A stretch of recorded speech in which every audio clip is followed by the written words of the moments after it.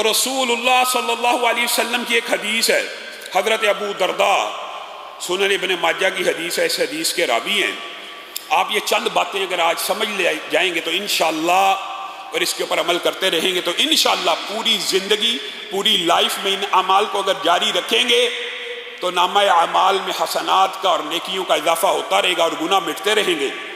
حضرت ابو درداء کی جو روایت ہے سنن ابن ماجہ کی، اس کے اندر رسول اللہ صلی اللہ علیہ وسلم فرماتے ہیں، میں تمہیں ایک ایسا عمل نہ بتاؤں جو تمہارے لیے بہت پاکیزہ ہے، تمہارے درجات کو بلند کرنے والا ہے، فرشتوں کے ہاں بھی بڑا اعلیٰ ہے، اور تمہارے لیے، میرے لیے اس چیز سے بہتر ہے کہ میں اور آپ سونے چاندی کے پہاڑوں کو خرچ کریں، اس چیز سے بھی بہتر ہے، اور اس چیز سے بھی بہتر ہے کہ آپ اللہ کے راستے میں نکل جائیں اور آپ دشمنوں کی گردنوں کو کاٹیں، اور اس چیز سے بھی بہتر ہے کہ دشمن آپ کی گردنوں کو کاٹ دے۔ بتائیے شہادت کتنا بڑا رتبہ ہے۔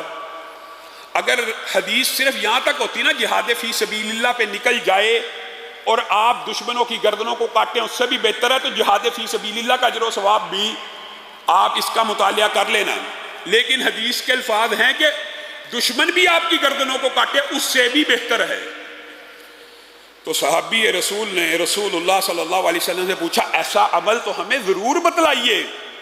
تو رسول اللہ صلی اللہ علیہ وسلم نے ایک جملہ کہا، ایک جملہ جو میرے اور آپ کے لیے کافی ہمیشہ لے رہا ہے، ذکر اللہ، اللہ کا ذکر کرنا ان تمام نیکیوں سے بڑھ کر ہے۔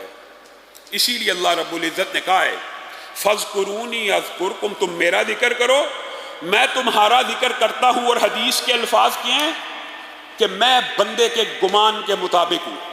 اگر وہ میرا ذکر اپنے جی میں کرتا ہے، اپنے دل میں کرتا ہے، مجھے اپنے دل میں یاد کر رہا ہے، اپنے دل میں مجھ سے گفتگو کر رہا ہے، اپنے دل میں کلام کر رہا ہے، اپنے دل میں ذکر کر رہا ہے، تو میں رب بھی اپنے جی میں اس کو یاد کرتا ہوں۔ اور اگر وہ اپنی مجلسوں میں، اپنے یاروں دوستوں کے درمیان اور اپنی مجالس کے اندر میرا ذکر کرتا ہے تو میں اس بندے کی مجالس سے بہترین مجالس میں اس کا ذکر کرتا ہوں۔ اور اس مجلس کا ذکر بھی حدیث میں موجود ہے کہ جب کوئی قوم، اللہ کے فضل و کرم سے ساری قوم قرآن سننے کے لیے آئی ہے، ذکر پڑھنے کے لیے آئی ہے، انشاءاللہ میں اور آپ اس خوشخبری کے مصداق ہیں۔ رسول اللہ صلی اللہ علیہ وسلم نے فرمایا، جب بھی کوئی قوم، جب بھی کوئی لوگ اللہ کے گھروں میں اللہ کا ذکر کرنے کے لیے یا سننے کے لیے، مفہوم یہ ہے ذکر کرنے کے لیے اکٹھے ہوتے ہیں، تو آسمان سے فرشتوں کا نزول ہو جاتا ہے، اور فرشتے اپنی اللہ کی رحمت کا سایہ ان کے اوپر ہو جاتا ہے، اور فرشتے اپنے پروں کے ہمراہ ان کے قریب ہو جاتے ہیں، اور ان کے دلوں کے اوپر اطمینان کو اور سکون کو نازل فرماتے ہیں۔ اور اللہ اس مجلس کا ذکر اپنے مکرم ملائکہ کے ہمراہ کرتا ہے۔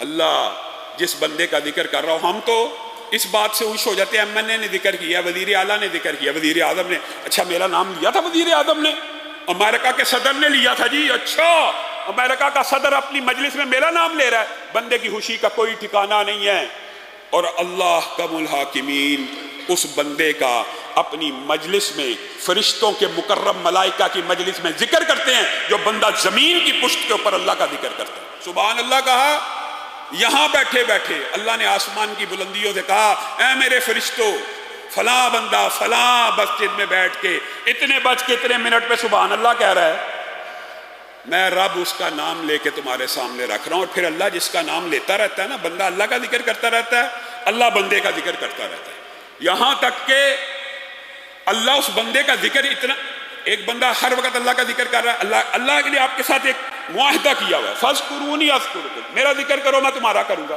یہاں تک کہ ایک لمحہ ایسا آ جاتا ہے کہ اللہ اس بندے کا اتنا ذکر کر رہے ہوتے ہیں، جتنا وہ دنیا میں کر رہا ہوتا ہے، اوپر وہاں پہ اتنا ذکر ہو رہا ہے، تو فرشتے اس بندے سے محبت کرنا شروع کر دیتے ہیں، اور فرشتے اس کی محبت کو زمین پہ بھی نازل کرتے ہیں۔ اور طویل حدیث ہے، جبریل امین پہلے اعلان کرتے ہیں، اللہ اور جبریل فلاں بندے سے محبت کرنا شروع ہو گئے۔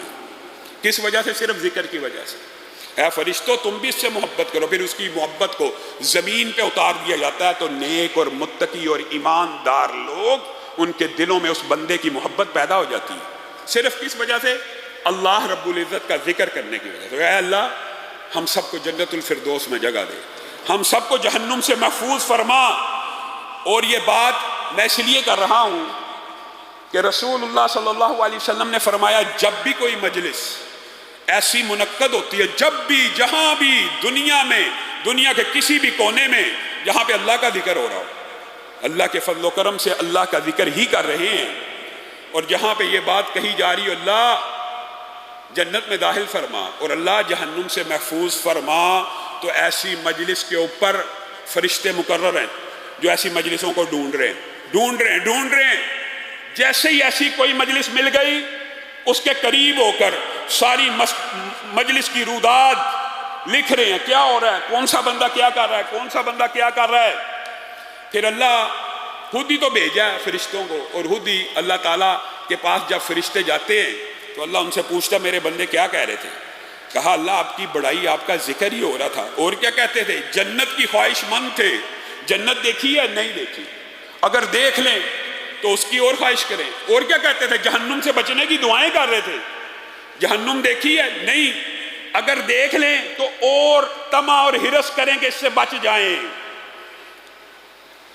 فَأُشْهِدُكُمْ أَنِّي قَدْ غَفَرْتُ لَهُمْ، اے میرے فرشتوں گواہ رہنا تم نے جو مجھے آ کے شہادتیں دے دی ہیں نا، بتلا دی ہے نا اس مجلس کا، اب میں تم اس مجلس کے گواہ تھے، اب میرے گواہ تم ہو۔ میں تمہیں گواہ بنا کے کہتا ہوں اس مجلس کے ہر شخص کو میں نے معاف کر کے جنت الفردوس میں داخل کر دیا۔